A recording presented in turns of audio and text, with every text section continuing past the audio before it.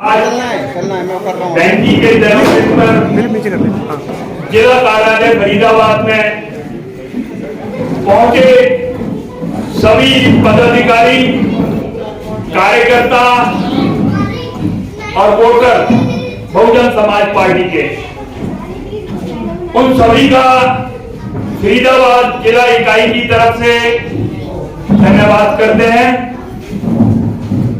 और आज हमारे बीच में फरीदाबाद जिले की मीडिया की टीम भी आई हुई है। मैं उनका भी आज बहन कुमारी मायावती जी, जो कि हमारी राष्ट्रीय अध्यक्ष हैं बहुजन समाज पार्टी की, उनके जन्मदिन के अवसर पर उनको भी बधाई देता हूं और उनका शुक्रिया अदा करता हूं कि आप बहुजन की बात को उठाने के लिए, बहुजन समाज की बात को उठाने के लिए आपने जो सहयोग दिया उसका आभार प्रकट करता हूं।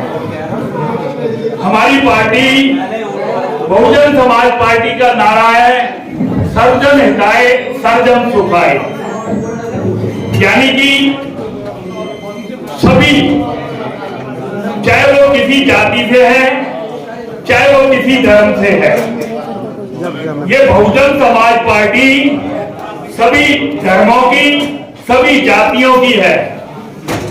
वाल्मीकि से लेकर ब्राह्मण तक सभी जातियां। और आप थोड़ी देर पहले देख भी चुके होंगे कि हमारे बीच में हमारे वाल्मीकि समाज के अशोक वाल्मीकि जी भी हमारे साथ ही बैठे हैं और ब्राह्मण समाज के वशिष्ठ जी भी हमारे साथ में। तो कहने को नहीं है हमारी पार्टी जमीनी स्तर पर वही काम करती है जो नारे देती है। नारे में, कहनी में और कथनी में हमारी पार्टी में कोई फर्क नहीं है। वो सारा कार्य जमीनी हकीकत के हिसाब से करती है, वो वायदे नहीं करती कि वायदे करें और उनको फिर बाद में पूरा ना करें। हमारा वायदा होता है, देश चलता है भारतीय संविधान से। संविधान के अंदर समानता का जो हक दिया हुआ है, सभी को सभी तरह की सुविधाएं देने का जो हक दिए हुए हैं, अगर वो सबको दे देंगे तो वायदों की तो जरूरत है ही नहीं। इसीलिए हमारी पार्टी बहुजन समाज पार्टी कोई वायदा नहीं करती है, वायदे निभाती है और संविधान के हिसाब से निभाती है, क्योंकि देश संविधान से चलता है, किसी और चीजों से नहीं चलता। किसी धर्म ग्रंथ, चाहे मेरी बुरी मत मानना, चाहे बाइबल हो, चाहे कुरान हो, चाहे गुरु ग्रंथ साहब हो, चाहे रामायण हो, किसी से नहीं।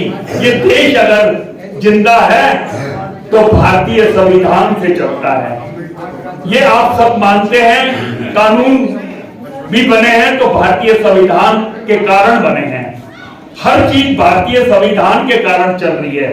अब हम सब पत्रकार बंधु बैठे हैं, चाहे हम बैठे हैं, हम सब इकट्ठे भी भारतीय कानून के हिसाब से, भारतीय संविधान के हिसाब से ही हम इकट्ठे हैं। अगर भारतीय संविधान ना होता, पुरानी व्यवस्थाएं होती, तो शायद हम इकट्ठे भी नहीं रह पा रहे होते। तो सबसे पहले मैंने मीडिया बंधुओं के सामने इस बात को क्लियर करने की कोशिश करी है कि हमारी पार्टी बहुजन समाज पार्टी सर्वजन हिताय सर्वजन सुखाय की पार्टी है। ये सभी की है, सभी को बराबर सम्मान मिलता है, सभी को बराबर हकों की लड़ाई की जाती है। और हमारे कार्यकाल बहन जी का 4 बार, जब उत्तर प्रदेश में हमारी सरकार बनी 4 बार, तो हमने सारे वायदे पूरे करे।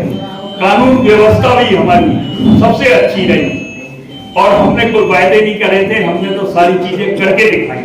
और वही चीजें आने वाले समय में जब फरीदाबाद में एमसीएफ का चुनाव आएगा, हम वायदा नहीं करेंगे, हम 45 वार्ड के ऊपर अपने कैंडिडेट उतारेंगे और मेयर का भी कैंडिडेट उतारेंगे।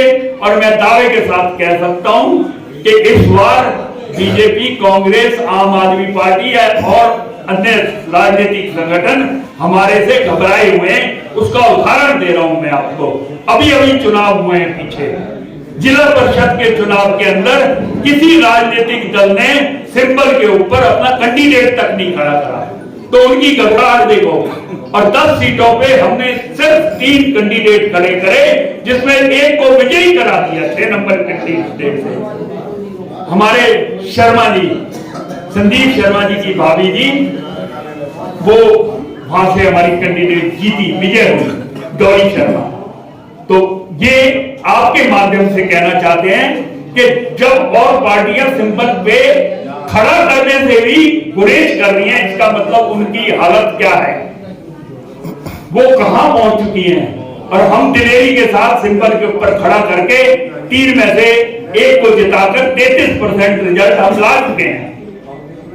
तो मैं उसी दिशा की तरफ आपको फिर अनुरोध कर रहा हूं मीडिया साथियों को कि हमारी पार्टी के ऊपर इतना मनोबल बढ़ा हुआ है आज की डेट में। इस जो हमने कैंडिडेट उतारा है, प्रत्याशी भी बहुत सारे आ रहे हैं हमारे पास वार्डों से, लगातार प्रत्याशियों के फोन आ रहे हैं, लेकिन हम उनको फाइनल नहीं कर रहे हैं, क्योंकि फाइनल करेंगे उम्मीदवारों को तो हमारे लिए समस्या हो जाएगी, क्योंकि अभी तो सरकार की मंशाई चुनाव कराने की नहीं लग रही है।